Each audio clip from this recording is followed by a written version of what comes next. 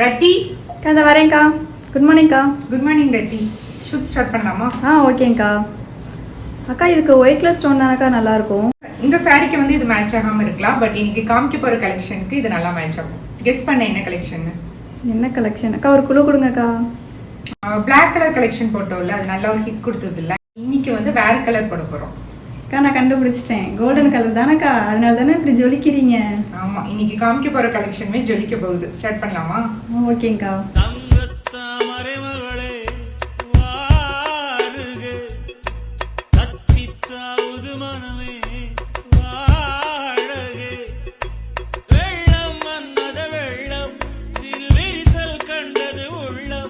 இவையெல்லாம் பெண்ணே உன்னாலே தங்கத்த மறைமகளே